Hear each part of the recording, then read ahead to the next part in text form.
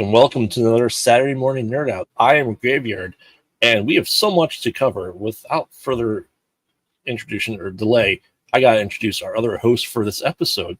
We have the one and only, the puzzle queen herself, Mezzo. Hello. How goes it? How are you? Oh, good. It goes good. I'm stuffing down a protein bar, and I have caffeination. Oh. Last week, we had the caffeination, and then we forgot to drink it completely. So I ended up not drinking it. But this time I'm not going to forget. Yes. And the SHDU with the most, the one and only SHDU. How's it going there, sir? Hey, Shadoozle. Shadoozle? I don't know. That just came out of my mouth. I'm good. Tired, but good. No That's relation nice. to Dracula? Are you sure? I'm not sure. I am very That's pale. hilarious. I mean, I'm not one to throw stones. Right. Being the pale Dutch guy. So. Well, I'm the pale Irish guy. So. Yes. All right. Well, before we get into today's episode, speaking of caffeine, we have something just for you. So whether you're just waking up for the nerd out, staying up late gaming with us, stuck in a Retro Alcove for hours at a time, or just tired from all your Saber fights, our sponsor is just for you. Dubby has no calories, no sugar, no fillers, no artificial colors. Each serving has 150 milligrams of caffeine, which is the same as 2 cups of coffee. And because it contains Neurofactor, it delivers the energy and focus with none of the jitters. So, to support us and to get 10% off Dubby, go to www.dubby.gg and use code KCP2023. Thank you, Dubby. I don't know about you guys, but I said we have a lot to cover today. We do, and lot. I actually took notes on every even if it's a short thing, I took a note on every single thing. Oh. But I mean, we have to discuss kind of being a Star Wars focused channel somewhat and gaming. The rumors of whether movies are delayed or not delayed, it seems to be going back and forth. We talked about this a little bit last week, but now they're saying that the new Rey movie is the new Jedi Order. So, Shadu, did you read the EU books? Some of them. I think I've read some of the new Jedi Order. So yeah. Yeah. So what are your thoughts on it potentially being that maybe EU storyline, but featuring Rey instead of Luke? my kind of theory or view on this is it's going to be more like how they're kind of doing a version of Heir to the Empire right now, where it has shades of the Legends version, but it's still kind of its own thing.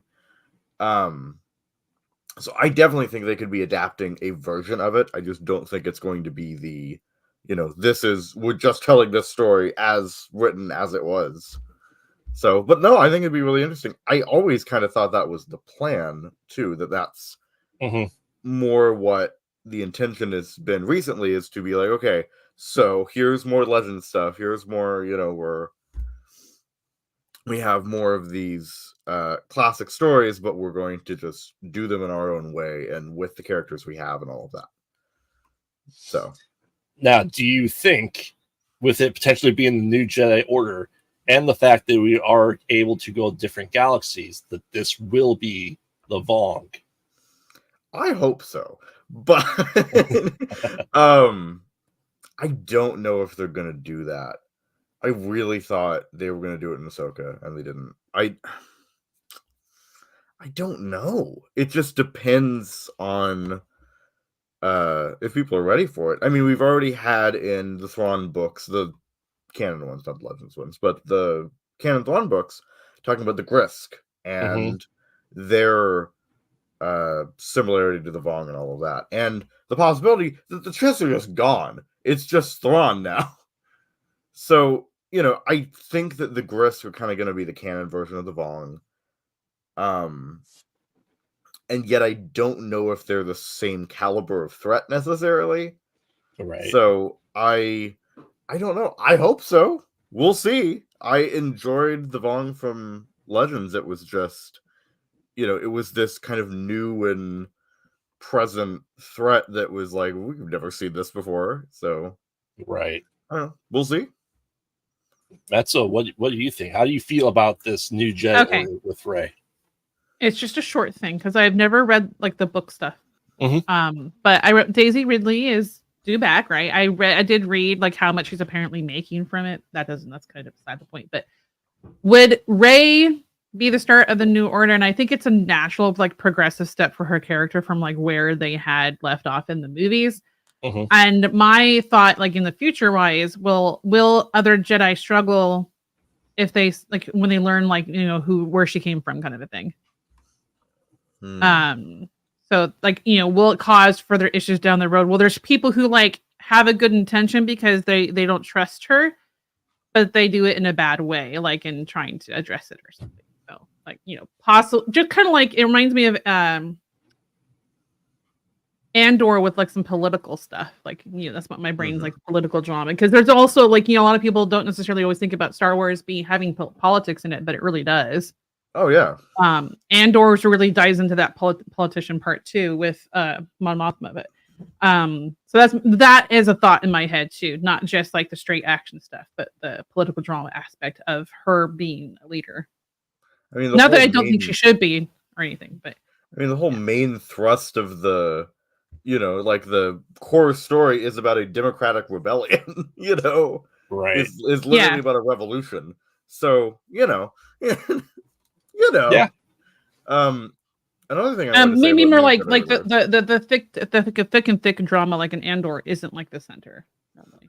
No, I'm just saying I'm saying like the original trilogy is about a revolution. So, Anyway, but I was going to say that I do think that just how Luke's was different from the original, that this new Jedi Order is going to be much more gray, for lack of a better term, since there is this kind of lessening of restrictions and, like, okay, maybe we should be a little bit more liberal about this, not, tell, hey, no, you can't have any relationships at all. No. Just a few, it's okay. Attachment should fuel you, not, so. Right. Yeah, no, I definitely think it will be a different kind of Jedi Order. I just wonder how close it's going to feel to, the prequel era, the High Republic era, or whatever, as well. Yeah, cool. Yeah. I mean, for me, I really, obviously, you guys know I talk about the Vong a lot. And I had plans in Ahsoka for the Vong to appear up because we had, Thrawn was notoriously has the creatures that nullify, that create the anti-force bubbles that exist, right? Mhm. I can never pounce them. But so that is canon again with those creatures from the new Thrawn books. He still has the murals in there. It was, I think, in Rebels. I think it was in Ahsoka, in the murals and stuff like that. So they do exist. Do I think that Rey needs to be the one to create the new Jedi Order? I mean, yes and no. She's clearly taking the Luke Skywalker steps from the Legends books at this point in time. And kind of Luke's perspective of the new Jedi Order that he made was that, he was too old to be trained. He was trained haphazardly at best. And he's just trying to struggle and find his way. And I kind of see that in Rey now as well. She was taught by someone that really wasn't taught the right ways of the Jedi Order either. So you have the muddle of a dying breed that exists, creating the new Jedi Order. So yeah, there is room for the gray Jedi. There's room for more leniency. But I think the Vong is a perfect way to introduce an enemy that's not Jedi or Sith. Yeah. If we want to break free of this mold, that everyone says that Rian Johnson was trying to do, that we would have an enemy that is, while Star Wars is technology based, the anti-technology are the Vong. They are one with the world, with nature. So it is the perfect counterpoint to the technology based Star Wars galaxy as we know it. Yeah. So I have hopes that'll happen. Do I think they'll crush Chewbacca with a moon in it? Probably not. They already alluded to his death and faked out death. And I don't think it'll be as impactful without him saving Anakin Solo. So yeah, it's interesting.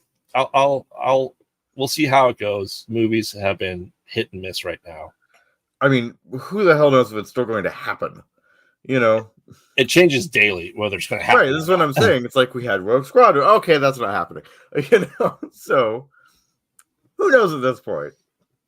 But fingers crossed. So. Yeah.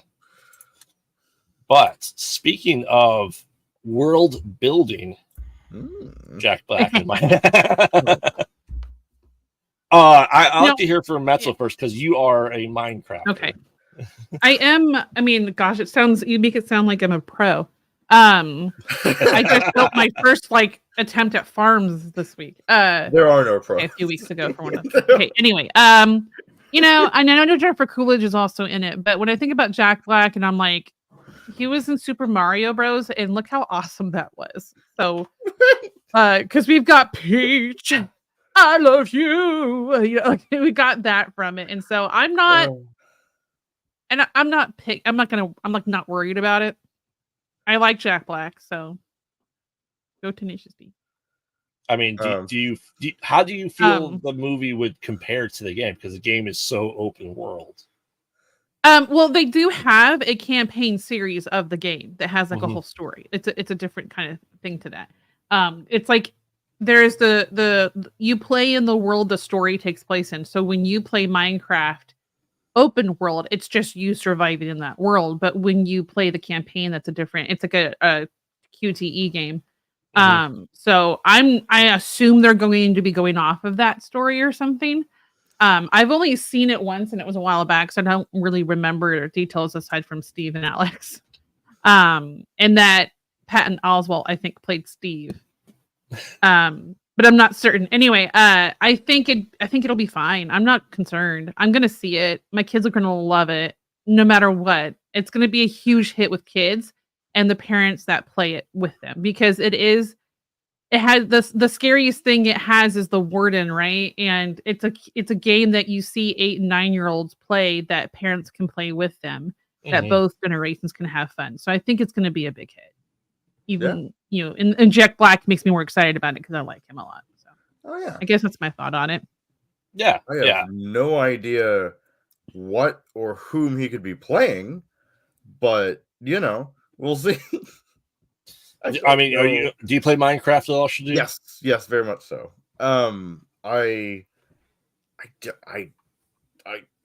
I'm just confused constantly by first. I know why they're doing it, money.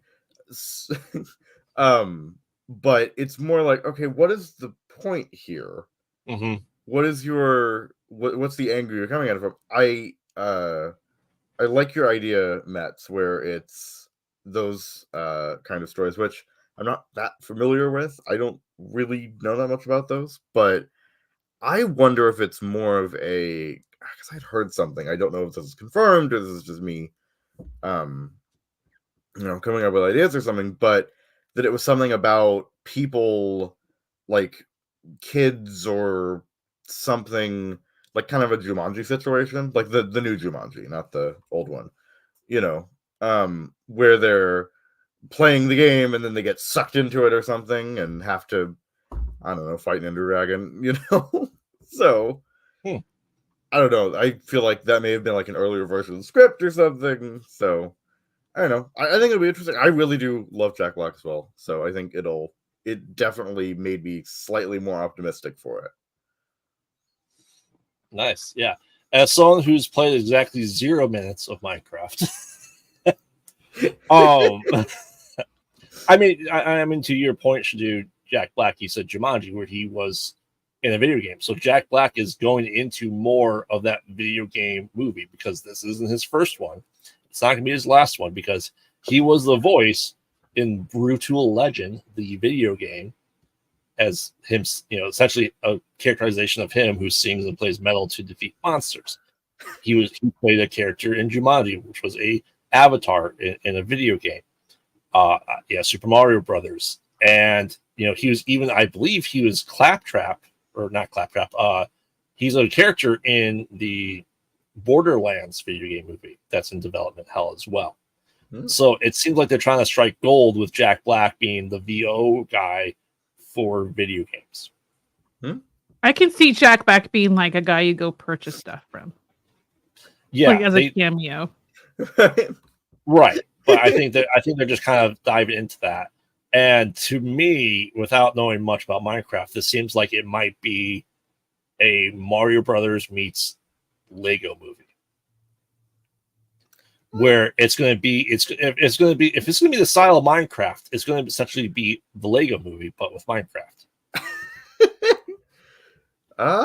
Yeah, okay. I guess because let me ask you, would you watch a Minecraft movie that wasn't in the visualization of Minecraft the game?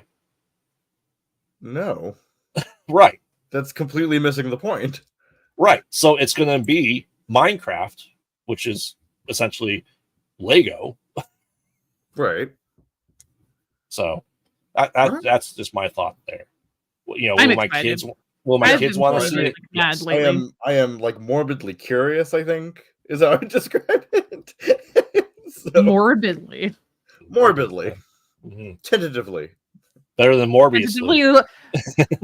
Oh my goodness. I'm excited for it because I've been playing Minecraft like mad lately, trying to get like I say more serious into it, but like learn how to do more into it. So I feel like when you do play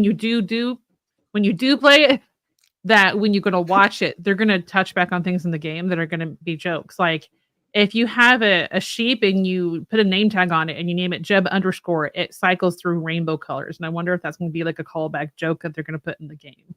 The movie about the game or something. Oh, I'm sure. That's just Jeb. Right. Stuff like that, that would be like kids and parents will both love. And I think it'll just be, just like Mario Brothers, just a fun kid movie that both generations will enjoy. No, I agree. And, it's really kind of more of my relaxation game at this point, but I have played it for a long time. So it was kind of my childhood. And then I'm like, well, I'm still doing this. So, yeah, no, I think it'll be interesting. So sweet. But speaking of things that may or may not be continued, we have to discuss the news of potentially no She-Hulk season 2. Did you read about that article at what Tatiana Maslany has said? Yeah, I did. Did you? Should you? I believe I did. I mean, what do you think about potentially no season 2 of She-Hulk? Do you think it's for the better? Do you think it's a way to introduce the character into the grander universe? I don't like it. First of all, I didn't think. Yeah, no, this is not a good decision. First of all, I loved the first season. And I'm not just saying this because I can hear my mother in the other room. No, no, I seriously did. I love the first season. So I don't know what they're trying to do here necessarily.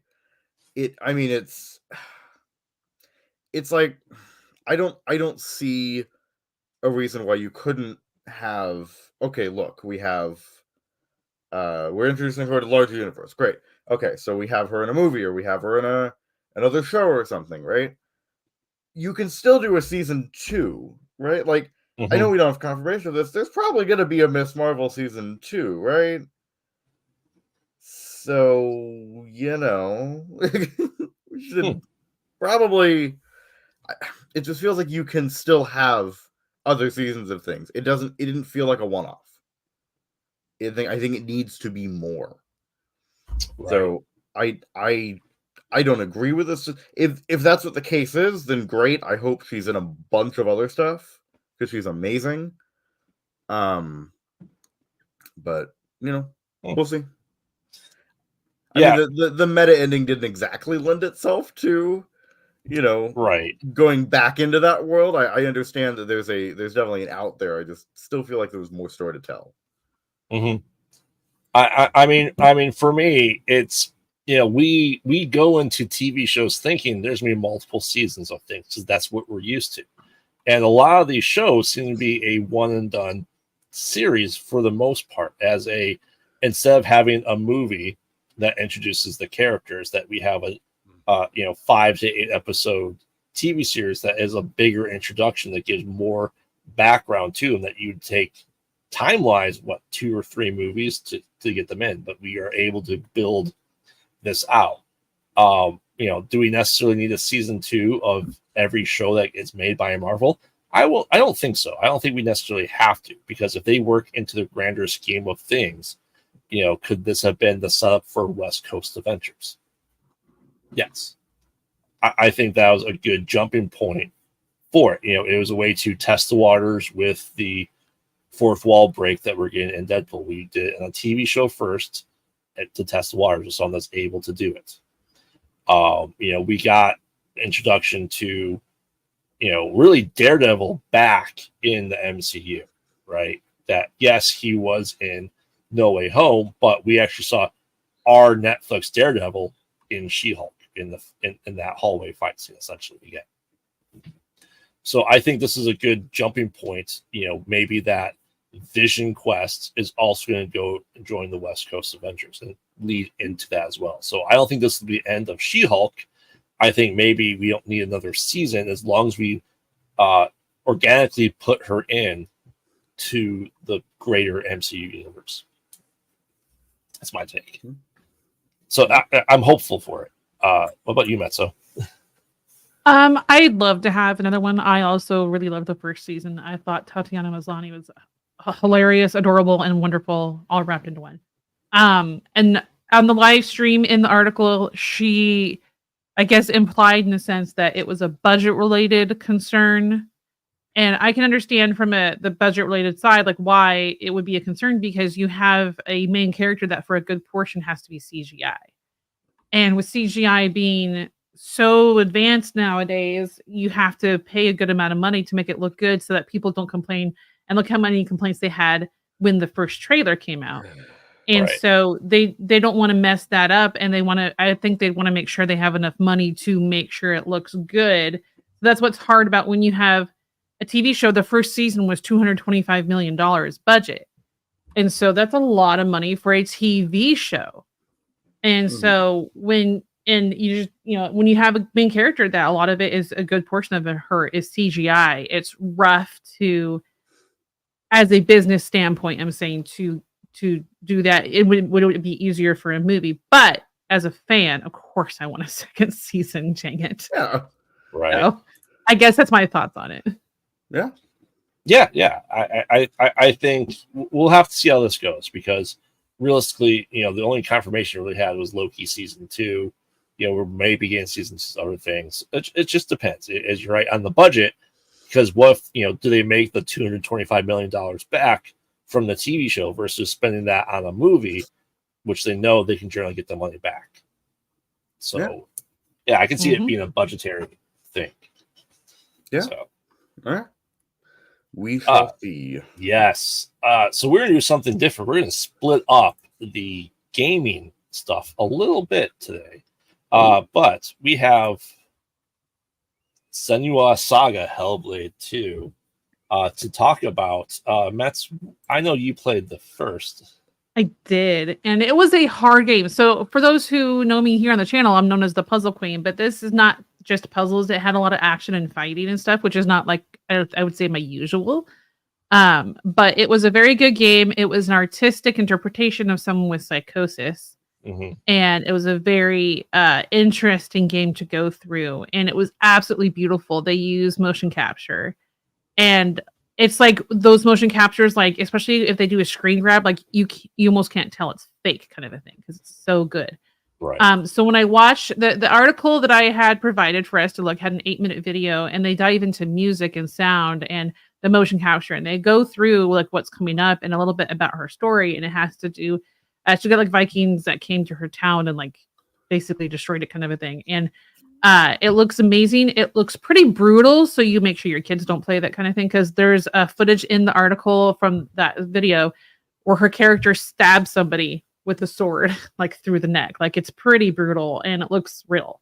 I mean, obviously not real, but the graphics are amazing. They expanded on the hallucinations she had, specifically sound wise. So like in the first game, she had just voices, but they expand upon it more in this game. And I think that's really smart move, because not many people realize how much sound plays a part in the entertainment industry, like music, ambiance, that kind of a thing. Like, there's a YouTube channel, and I can't remember what it is at this moment, but they remove like sound from the movie and make it like realistic sound without the music. Yes. Like when Han Solo and Luke are walking down, like with Chewbacca sleeping behind them, like to get the medals or whatever. There's no sound, and it's people going in the background and like just foot walking, like really awkward. And so I think it's a smart move for immersion wise to do that. And I don't think Ninja Theory, right? I think that's who made the game. I don't think they're going to let us down. Should do. I mean, did you watch the trailer? Have you played the first one? Nope. I don't know what this is. If you want to see, I have the playthrough for the first game on my YouTube channel. Cool. All right. Yeah. No, I'll have to go watch it. No, I've never heard of this, and I don't know what this is. So it sounds really cool, though. There you go. Yeah. I mean, for me, I haven't played the first one. I have some qualms about the way this game is being put out. It is $50, which is, $20 cheaper than games. And they say the game plays only about 8 hours. However, it is digital only. I have major issues, as I talked about video game preservation before as a nerd out, that, with it being digital only, let's say you download it. Let's say you have one of the cheaper video game systems that don't have a disk drive, that you only have limited storage, and you need to clear up space, and you want to play it again in 5 years, and it's not there anymore, so you can't re-download it. As someone who loves to preserve video games, I have major issues with digital only. Now, the gameplay looks absolutely astounding. It looks great. It looks so real. And you can tell this is built for the current generation of video games. Unlike, and we'll get into that a little bit here, the other game that we're talking about, and I'll say my points there. It looks great. Like I said, this is Norse and Celtic mythology. The first gameplay is her trying to get her lover from Hela. Alien. Helheim. So, yeah. So like I said, it looks amazing. And it's like, I think they call it an independent AAA game. So It's with it because being of how amazing, really, like it's. Yeah. Yeah, it's a game. I was so bummed in a sense that it's not more popular because of how like so much passion goes into the project itself. Yeah. So I am going to play the first game. You know, it is action, horror, murder stuff, so it's all about that. But said I'd love for this to be in a physical release, just because I collect video games and systems that want to preserve it in its entirety. I agree, and I have thoughts about all of that too that are similar to yours. But yeah, I mean that's my thoughts. You know, I don't want to get too mad and live it up, but you know, we're all a little mad here. all right, that's my cue. All right, guys, it's time for Star Wars Mad Libs. Okay. Woo! All right. So we're gonna start with SHDU here. Can you give me a noun, please? Noun. Legit Jedi just asked what game is this y'all are talking about. If you're talking about the most recent one we're talking about is Senua Saga Hellblade 2. The original is Senua's Sacrifice. Hellblade Senua's Sacrifice. So you can look those up. I have a playthrough of the first game on my channel. SHDU's gonna go watch it later. I saw him pin it. All right. Give me a noun, sir. I don't know, a brick. Okay. And Picks up a random. adjective, graveyard. Adjective? Yes, a descriptive word. Bold.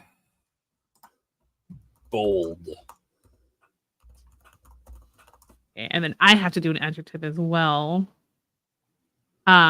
Bleak. Adjective. Let's see. We don't have a whole lot of people in chat, but if there is someone there, do you want to give me an adjective? And I will count to 10. And there's no adjective there. I'm gonna have SHDU pick the next one. So 1, 2, 3, 4. Gosh, I'm fucking counting my kid down. 5, 6, 7, 8, 9, 10. Okay, if you end up putting one after we start doing this, I'll take it as the next one. All right, SHDU adjective. Heated. Graveyard. Adjective. All the adjectives. Yeah. Lanky. That's a good one. I have a plural noun. Straws. I just look at a straw, so. Just looking around the room. SHDU, can I have a plural noun? Plural noun. Calendars. Are you just looking at a calendar? No. Like maybe you saw it on the wall in front of you. Graveyard. Oh, no, that was I totally am. A type of liquid. Absent. Bear. Absent. Nice. Nice. Didn't I do that like the first time we did Star Wars Mad Libs? I feel like I was okay. I had to do a number 312. All right. SHDU. Adjective. Adjective. Horrified. Horrifying, maybe, or let's see. Yeah. Maybe Because it should be describing horrified. something. Horrified is right. I just wanted to make sure it didn't say like a horrifying but something horrified. Like, I just wanted to make sure. And then graveyard. Adverb. Ly. Adverb.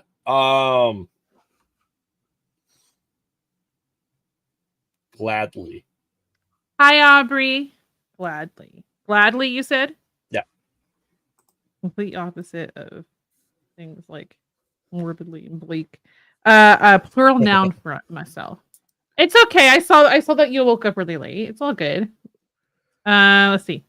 Plural noun. Who is calling me? Please don't call me. I'm sorry. You should know I'm in a show. Plural noun.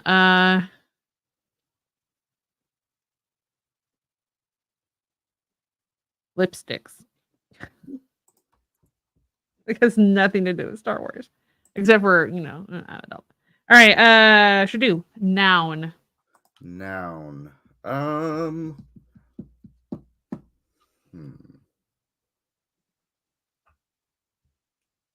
Grass. Graveyard, also a noun. He said grass. Is it grass? Yeah, he said grass. Go touch grass. Well, I'm gonna say ass. What? And then I have a noun as well. I'm going to say none of those. I'm going to say handcuffs. You saying what? Handcuffs.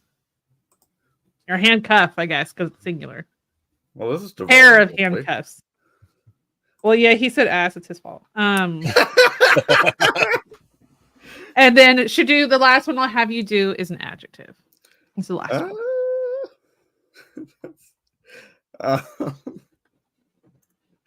Let's see. Is Maybe a key for the handcuffs? Yeah, that's adjective. That's a verb. That's noun. I don't even know English. What? Okay, we're gonna go chased because I think we need that. Chaste is. Okay, wait, hang on. I looked it up. I think that's an adjective. She means like someone who's chaste and pious. Right, because like wait, how do you chaste? CHAISED. Okay, thank you. I think I don't really know that word. I put it in the chat. So it's where chastity belt comes from. Oh, chaste. I obviously did not hear what you spelled it like because I spelled it wrong. Very wrong. Look, I'm very much on the other side of this. So here we go. Escaped Naboo by Padma Amidala. If you ever need to get away from the hustle and brick of a bold city, actually the kind of, because brick, city, I recommend taking a trip to my bleak home planet Naboo. The lake country on this heated green planet is one of the most lanky places in the entire galaxy. Here you'll find houses with ancient columned straws and babbling calendars filled with the bluest, purest absinthe you've ever seen. Not blue, but okay. There are waterfalls over 312 feet high and horrified grasses to get lost in. It's the perfect place to fall gladly in love. Oh, that makes sense. That's great. Yeah. That described the planet as bleak, but okay. In fact, many newly lipsticks like myself and Anakin Grasswalker considered the lake country on Naboo the perfect destination for a honey ass. you know. But be careful when you visit. The piece and the pair of handcuffs are so chaste you might never want to leave. They are very non-sexual handcuffs. I didn't say furry pair of handcuffs. Yes. Well, thank you, Metzo, for another. You're welcome. Oh man, we're all a little mad here. But speaking of madness and people maybe in the Star Wars universe, we got to talk Indiana Jones and the Great Circle. That's so you're there. So why don't you give us your thoughts on the trailer? Here. All right. So I just kind of wrote them as the trailer was going. Mm-hmm. That half smile is perfect for Indy, right? The smile that he does. Yeah. Quality looks good. Voice is similar to Harrison Ford, but not quite. And it's not bad enough to take me out of it. I probably, after a few sentences, I'll probably just get focused on the game and not even notice it's not necessarily Harrison Ford either. Mm-hmm. There was a Wilhelm scream. So excited about it. And the punch of the timing is hilarious. There was timing to the musicality wise. That was hilarious. But yeah, and if you just don't know about the Wilhelm scream, there was a character on a horse in the Western. He gets shot with an arrow and he goes, ah! Like that. Okay. Oh, that kind of sounded like it. And now it's considered a calling card between sound designers in movies and TV shows. Anyway, that was my thoughts on it while I watched. I'm excited for it though. Yeah, You've ever seen like the old point and click ones that were like Indy related? Oh yeah, They're not. Yeah, yeah. That's it. I mean, it is. Shadi, why don't you go first? Okay, I can tell you have thoughts. So I'll get to more of this later, weirdly enough, but this is a Bethesda game, technically. Mm-hmm. I know it's just being published by them, but it has a similar style to a lot of Bethesda games, it looks like. It is first person. It is single player, so, it has all of the hallmarks of that. It sounds interesting. The only Indiana Jones game I know about is the Lego one, which I never played, but heard about. So, yeah, it sounds really interesting. I'm looking forward to this. So, and the graphics look amazing too. So, I'm into it. I think it'll be fun. Yeah, I haven't played an Indiana Jones game since the Infernal Machine on PC, which I can't believe came out in 1999. Now obviously I played the old school, NES ones and the Super Nintendo ones, which are just absolutely awful. I have not done the Lego ones. I know there's 2 of them right now. Mm-hmm. And I know there's Indiana Jones game a couple of years ago that I have not played as well. I watched, when I was watching this, I watched, the trailers for The Great Circle, and then I watched Senua. Now, and nothing against the graphics or the design, Indiana Jones looks like it's PlayStation 4 graphics, while Senua looks like it's PlayStation 5. There is a huge difference between that. Bethesda. I mean, you're not wrong. It is very Bethesda. Bethesda's notorious. Like, we started probably making this game 50 years ago. So, right, exactly. Am I going to play it? Yes, I think I definitely want to play it. It is, I think, what, because, Tomb Raider was essentially female Indiana Jones. And that was the whole premise behind Tomb Raider. And I think we're finally getting Indiana Jones the way he was meant to be played. Yep. Very puzzle, very, all the stuff. I think the guy who is doing the voice of Indiana Jones does sound relatively like him. I think, why can't I think of his name? The guy who was in the original, was in the first one, that was, supposedly was able to speak many different languages, but got lost in Cairo. Oh, yeah. Yeah, and that person sounded exactly like him. I'm like, I know he's been dead for quite some time. Right. Either they're using some sort of voice thing, or they've got a really damn good voice actor. Yeah, so I'm excited. It looks like it's going to be a fun puzzle type game with action, where you can actually whip people and not just bats like in the NES games. So I'm excited. I will play it, even though it is Bethesda, as much as I very dislike Bethesda. We'll get to that. Yeah. So yeah, I mean, it looks like it's a fun thing, and it's I think it's a great way to continue the story without making Indiana Jones 4 or 5. So we're not getting any more Harrison Ford Indiana Jones. So if this is the closest we get to a good story, I'm all for it. Yeah, well, looks good. Yeah. But I mean, speaking of things horrifying like Bethesda, Abigail, not really, no relation to Dracula. How you feel about this relation? That fit. Okay, so I know Gravy has some thoughts about this. First of all, trying not to be colored by his thoughts. my general vibe is, it looks okay. Cool.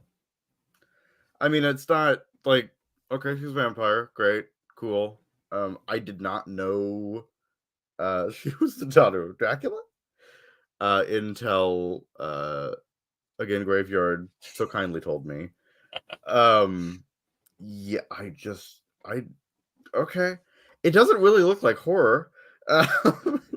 Like, it looks more comedic to me in a way, and maybe it's just I'm used to like horror trailers that are just very dark and like, this summer kind of thing, Mhm. But it doesn't look scary necessarily. I mean, it does a little bit, but it's scary more in like I don't know, and it feels more kind of Universal Monsters-esque and all of that, which is fine. I just don't know. I feel like vampires need to be scary again. Not that I don't love, Twilight. these vampires aren't very scary. They're complicated characters. I get that, but also they're folkloric monsters. Let's lean into that a little bit more. Not, especially if it's a vampire child. That's terrifying. It's like, anyway, I'm gonna let Gravy do this. So, I want to hear what Mezzo, the person with the longest horror movie list in the world, has. Gosh. So watching it and they like go, she's a vampire and she's a ballerina, like, and I just laughed my butt off because it feels like a high budget Velocipaster type of like storyline. yeah, very much so. And it like Cocaine Bear, like just it feels like something you just don't take seriously and you just have fun watching. And yeah, looks like a good comedy. Are you gonna see it? I don't know. I'm not sure if I'll see it in theaters. I probably will eventually see it. Like Cocaine Bear, I wanted to go see, but sometimes life just doesn't. It depends on what's out at that time too. You just don't get a chance to see it in theaters. And so we'll probably eventually see it at home at the very least. But yeah, Cool. Yeah, Renfield. No, Renfield is not terrifying in the least bit. No, That's the Nicholas Hoult one. That's also a comedy. Yes. Right? Yeah. It's a straight comedy. It's fun, but it's a straight comedy. It's straight comedy. Yeah. It's Nicholas Hoult and Nicolas Cage. Like, oh gosh, they're both Nicks. Oh. How'd that go? Two Nicks, one Nick. No, like on set, people need to get a hold of one or the other. Which one did they, Nikki, Nicholas. Well, it's like, I feel like Nicolas Cage would have been requested to have been called Dracula the entire time. Or just Cage. I mean, Mr. Cage. sounds about right, though. Yeah. All right. So here's my little spiel about Abigail. With the failed Universal monster movies with, Dracula Untold and The Mummy with the guy who's constantly running and is 5 foot tall. It's a very interesting choice to go with Dracula's Daughter, which is, I think, the third movie in the Universal Dracula series. And it is, at this point in time, yeah, we look at it, the 30s and 40s movies as cheesy. However, they took themselves very seriously. And, what we got for vampires for a very long time was either it was action, it was craptacular, or they sparkled. So we need to make vampires scary again. And if anyone knows that watched The Voyage of the Last Mirror, I think that movie did it. We had a craptacular movie that was Renfield that was abysmal to Dracula, in my opinion. The Last Voyage of the Mirror made vampires scary, and it's hard to make them scary because we've seen it for literally the past 93 years. And so Abigail looks like it's fun, but like I said, the choice of introducing Dracula's Daughter before Dracula in the new Universal monster world is crazy to me. We had The Invisible Man, which was fantastic. And we had essentially Shape of Water was Creature from the Black Lagoon. Mm-hmm. So I think they're going to play up the cheesiness of Abigail. And I think they gave away that she was a vampire in the trailer, unfortunately. I don't think they should give that away. I think they should have left the mystery of why she's there, why she's chained up. You know what I mean? So I think they should have stuck with that and then let people realize it was a vampire movie after the fact. Because most people don't know who Abigail is. I didn't. For a split second, because of you told me, I know who Abigail is because of what you told me, or like what you said last night, and my thought first, like for a second when I watched the trailer, I forgot that's who she was, and I thought this was going to take a storyline where like, oh, they kidnapped someone like big time vampire's daughter, and they're holding her for ransom and stuff. But it seems more like a setup so that she can have her, her fun. But I felt like holding her for ransom or whatever could, in a sense, have more potential for a long-term storyline. Your but that was idea is just significantly more interesting to me, but yeah, it was just kind of like what my brain went towards. Is like having almost like a saga of like having her and who her dad was and something like that. But then I saw, it was just a setup for these like people basically, which felt more like a vampire version of Saw, I guess. Yeah, I don't know if I'll see it for sure. So instead of Saw, it's Fang. That's already a movie. Damn it! I'll work on it. I'll workshop it. There you go. Anyway, it does. It just looks silly. Yeah. I think a decent amount of comedy is good. I don't think it needs to be pure action because yes, Brendan Fraser's The Mummy was a great movie, but it wasn't The Mummy. It wasn't the terrifying thing that was Boris Karloff. That was, I think, the attempt that Tom Cruise's The Mummy kind of tried to do. And that's why I said Tom Cruise's is cheesy as hell. It is awful. Oh yeah, it's it is. I said tried. It's not. Yes. So if it's purposefully cheesy, that's a different feel to it. Right? Yes. Yeah. Yes, and we set up, like I said, the failed monster universe where essentially we had Russell Crowe being the Nick Fury of the Universal Monster movies. Like, I'm Dr. Jekyll and Mr. Hyde. I need you to create this team, and this team will no longer exist because the movie's awful. Putting together a team. Yes, essentially, I think they're trying to set up the Extraordinary League of Gentlemen, which people absolutely hated, but I love because it's cheesy as hell. And it's a bad movie, even though it ended Sean Connery's career. But I'm definitely going to see this movie. I will be doing a podcast episode of it as well, and maybe it'll fall in line into the vampire movies that don't suck category. We'll have to wait and see. And what's that podcast called, Graveyard? They mostly pilot at night. But yes, we will be reviewing it, and I'll be doing a full review of it when it comes out here too. I hope other people get to see it as well. But enough about that. I believe there's some shenanigan afoot. Is there not? Yes, there's some shenanigan. Oh, some shenanigan. Oh, hi. So I am making my return for one episode simply because no, I'm kidding. No, so I do not appreciate all the trashing of Bethesda, first of all. Because weirdly enough, my nerd out is about the Elder Scrolls. I know.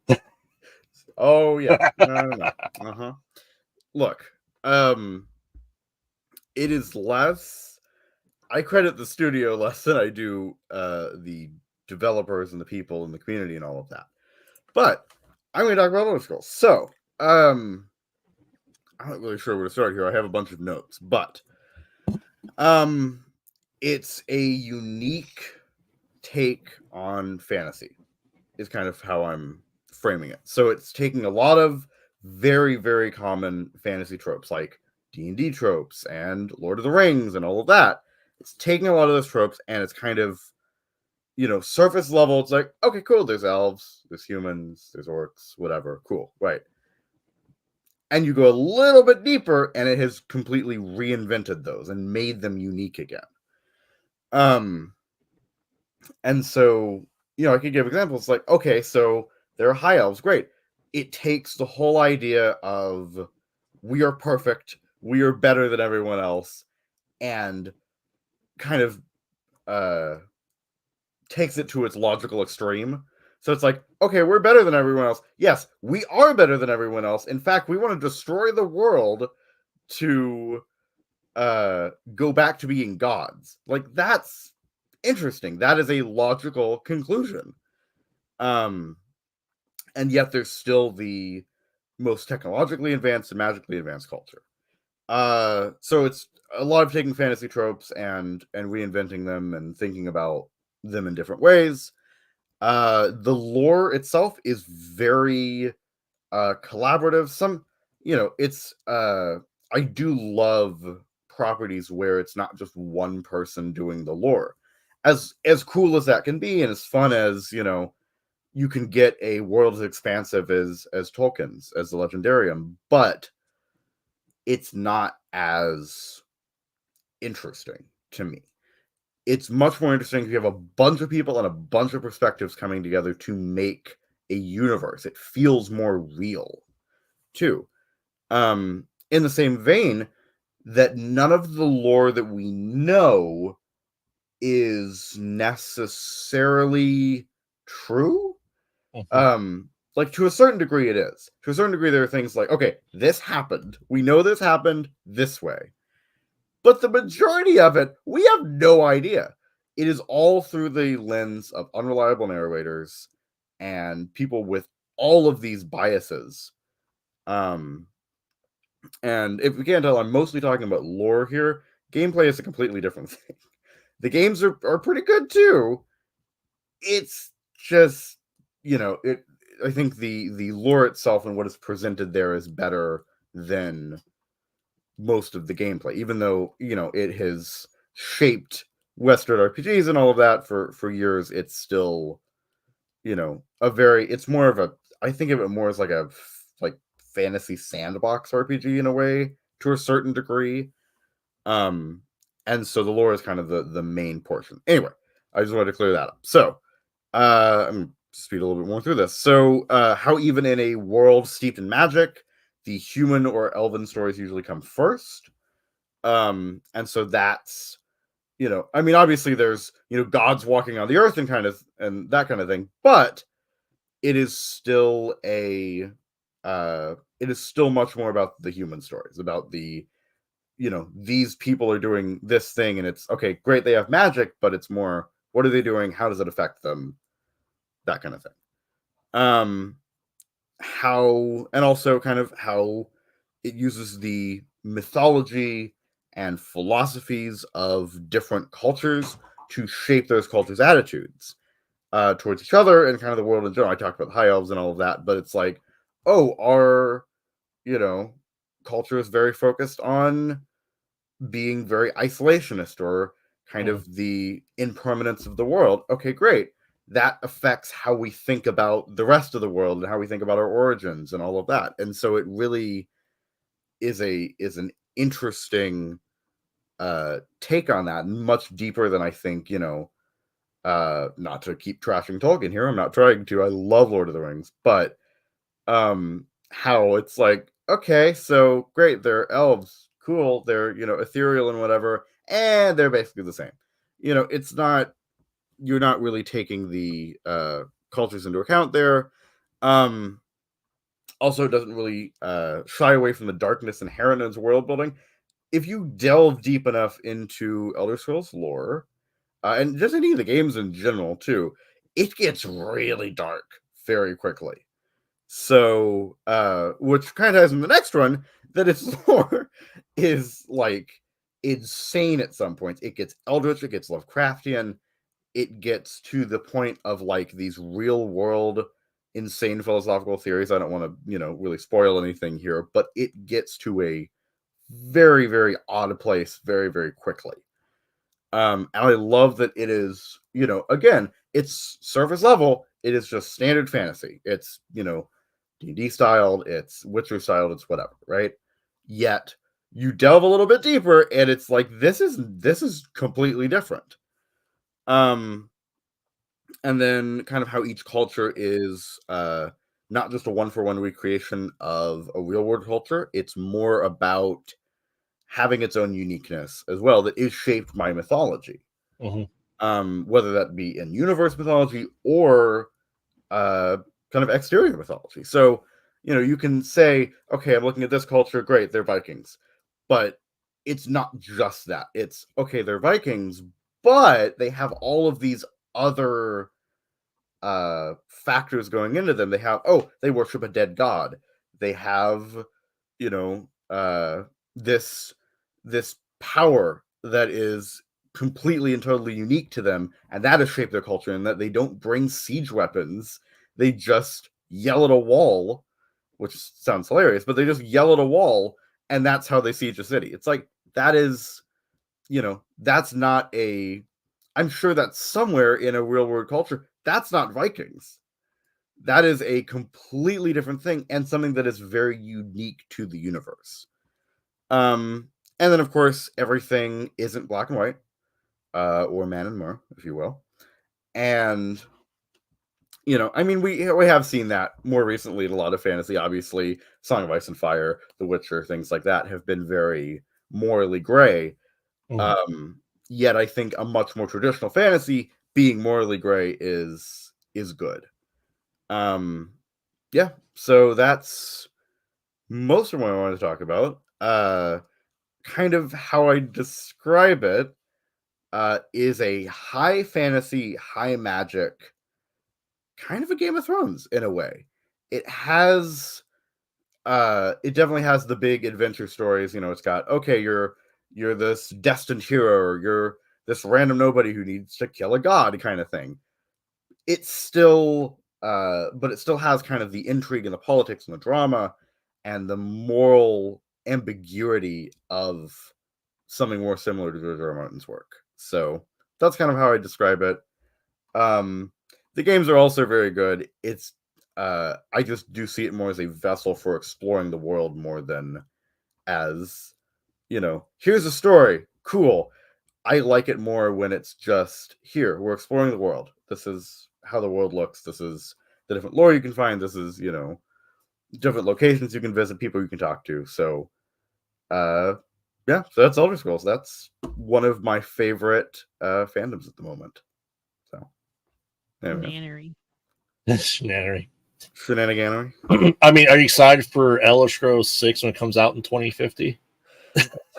I'm starting to think it's never going to come out. So I only got to a little bit of Skyrim. I didn't get to play anything beyond that. Into that, because I was playing Skyrim and I was really enjoying it. But the only problem I had is at the time I had like a 2-year-old boy, and I couldn't commit the time to be able to level up. And because I think the one thing that threw me off, and this is going to be a weird comparison too. So when you would walk, now forgive me if I get it wrong because it's been over 10 years since I played Skyrim. My character walked into an area and got killed right away. I could not tell if I was going to be able to beat these people or not. Right? There's no indication of that. And when I played this other game that had the whole fantasy role playing aspect stuff, which unfortunately didn't do well, Kingdoms of Amalur had a mechanic that when you were walking to an area and you saw an enemy, the color of their name would give you a hint on the kind of chance you'd have to defeat them. Like yellow for it may be hard, green, easy, yellow, and then red. But in Skyrim, everyone's name is just white or whatever, and you cannot tell if you're going to be able to beat someone or not until you start hitting and see if you get their hit points out. I wish I could have committed the time to be able to do that more, but at that time, when a 2-year-old, no way going to happen.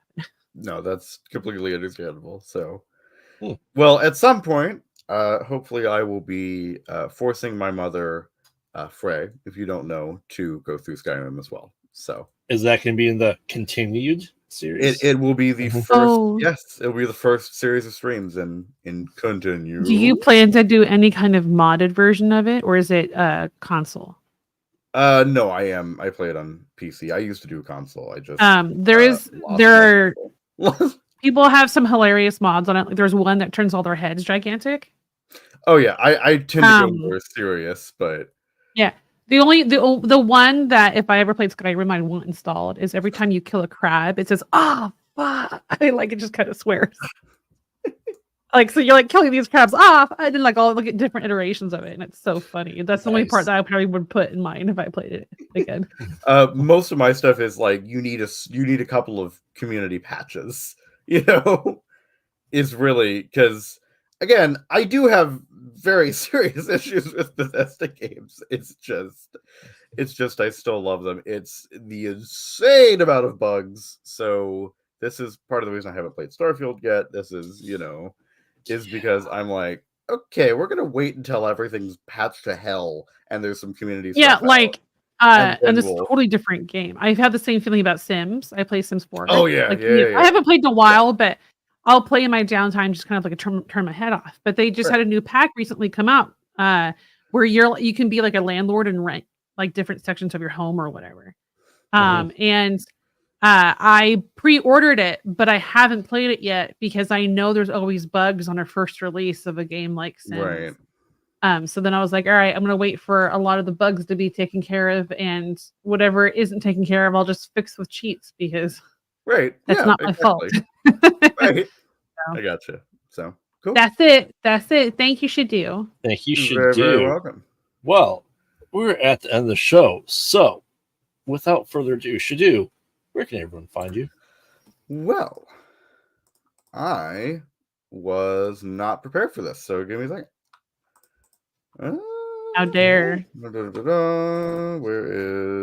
is... All right. I am SHDU Studios here on YouTube and on Instagram. I do short films, music, world building, and excuse me. I do short films, music, world building, and other nerdy stuff. I am also on Fray's channel. We have a little series called Classified, where we take your favorite pop culture characters and place them into their respective D&D classes. We also have a companion series called Journals of Classes, where we go through each of the D&D classes and their subclasses. We do have a new episode of Journals of Classes, which came out yesterday, and it was on Paladin. There should be a new one in a couple of weeks of Journals of Classes. Classified is on a slight hiatus right now while we figure out Season 2. I'm also in the Kyber Cave Distance Learning Sphere. I am on Distance Learning for the download on Tuesdays, the build on Thursdays, and I am, of course, on Kyber Cave for the Saturday morning Nerd Out, which is the show you're watching currently, and now the New Order as well. Thank you, SHDU. Mezzo. Hi there, I'm Mezzo. I mean, you probably have seen me on the channel a couple times. You can catch me on KCP Saturday mornings, Sunday nights, and on uploads throughout the week. I'm also behind the scenes doing lots of editing kind of things. And then you can catch me on my own YouTube channel, just at MetzoJD on all social medias. And that's the show from me. My thing. Here you go. Well, who do we have on tomorrow's Saber Rattle? Oh gosh, Aubrey, our wonderful captain, who will be on Saber Rattle tomorrow night discussing projects that she's got and our new show, New Order, as she is half of the brainchild to come up with the New Order experience. And so please tune in tomorrow to Aubrey McCoy on Saber Rattle. Yes. Thank you, Mezzo. And I'm Graveyard, co-host of the Mostly Pod Out Night Mostly podcast. You can find new episodes every Wednesday on ComicConRadio.com.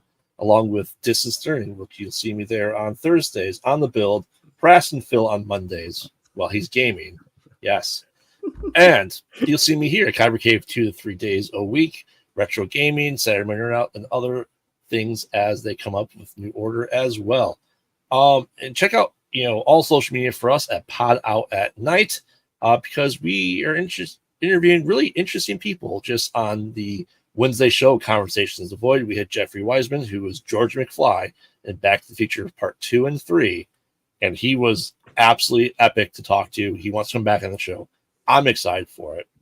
And make sure to follow Horror-Raven, RAVIN, for all new things that are coming up. It's a new super group of horror nerds as we're doing shorts, skits, trailers, feature films, and filming this summer, States Unknown, which I'm excited. It's going to be a state-by-state paranormal research, 5 episodes per state.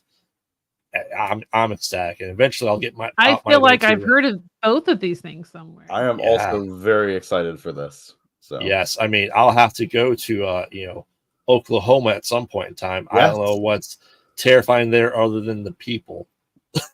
Well, I mean, you have a point. You do have a point.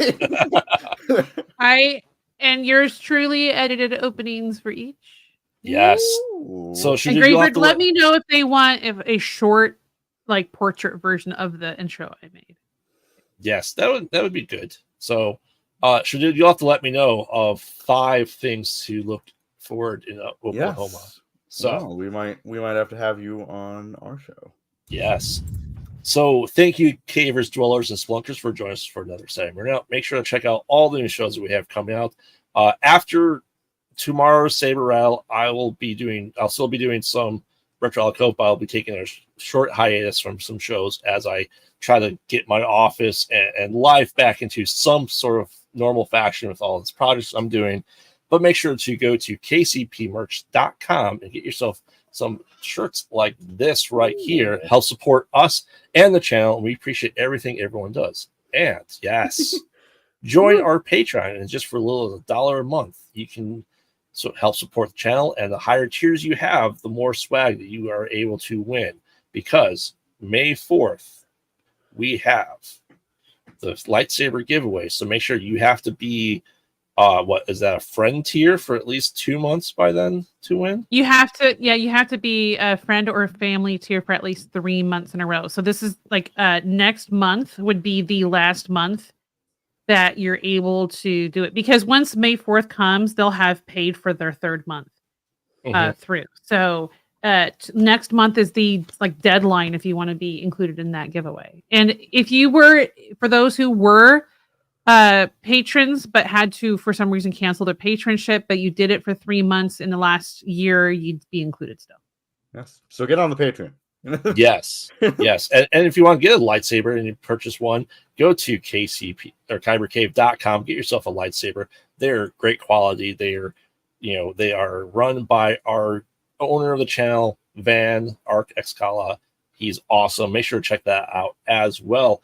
And if you want to talk nerdy to us, you want to see all our shenanigans that we have, join our Discord server. We are all there all the time. And we are hopefully to get more active in that Discord server and build that community out. So there's one more way to win lightsabers. If you subscribe and you share this out and you get more subscribers, every 100 subscribers we give away a lightsaber. So I believe we're less than 40 away from the next one, if I'm not mistaken. So make sure to share this out, like this, comment. It helps us know what you like, what you don't like, and it helps us get into the algorithm to have this appear on more people's views and stations. But once again, thank you everyone for joining us. We'll see you tomorrow night on Saber Rattle. Bye. Woo! Bye.